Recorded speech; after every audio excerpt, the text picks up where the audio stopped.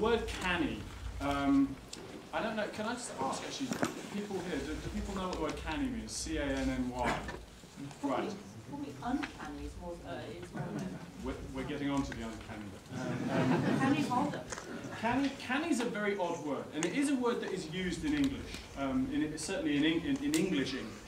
I've never heard it used in the US.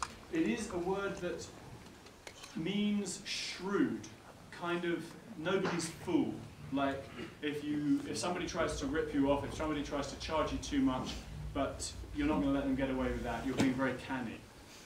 But in the north of England, it's used more generally to mean nice and pleasant. You know, it's a very canny day, she's a very canny person. But what it actually comes from, as always with these kind of discussions, what we have to do is you have to go back to etymology. And in the original sense, this is a derivation from the Anglo-Saxon word ken, K-E-N. And what ken means is knowledge and understanding and cognizance and ability to encompass something within our mental map, which is why the phrase is still very much used beyond our ken. Something that you don't understand is beyond our ken. And this focus on not just knowledge in general, but the knowable, something that can be encompassed within ken, and ken as a verb and as a noun, is obviously very important for the fantastic. The fantastic, and everybody here at this convention is in some way or other committed to the fantastic, is interested in the fantastic. The fantastic is definitionally, in some way, to some extent, to various degrees, the not kenned, the beyond the ken, that which is not known.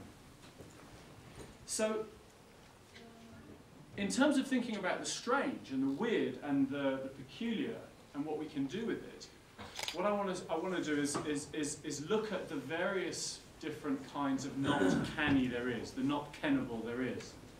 And the first is the most obvious, and this is what Heidi just brought up, which is the uncanny.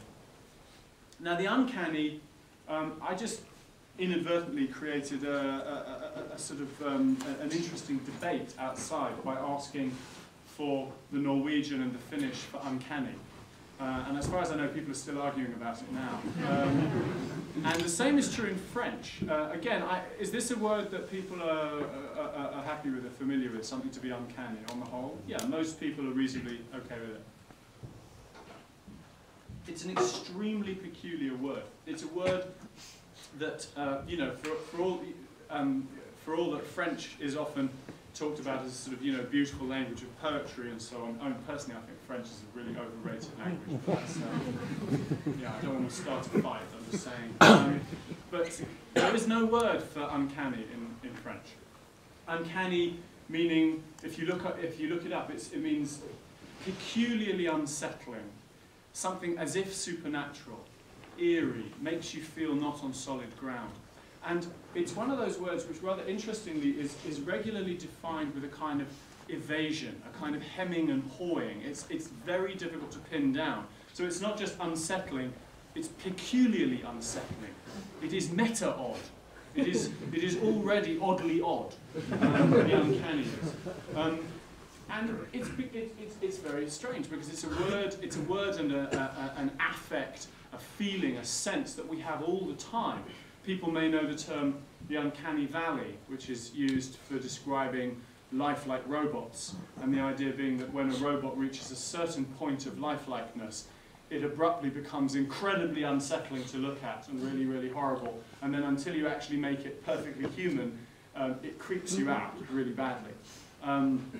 So this is a word which, you know, we are, in English, we're blessed to have this word that is uniquely precise and very, very difficult to translate, which is why if you're reading books in a lot of other languages, they will actually import the English word with a little gloss, perhaps. Now this is a word that has I'm very interested in theories of the fantastic and the ways people have attempted to kind of define and question and interrogate notions of the fantastic throughout history. And in terms of the uncanny, and I want to suggest that the uncanny is ground zero for the discussion of the fantastic in the arts and in literature. And if you like, I mean, that's up for debate, it has to be said, but that would be my starting position.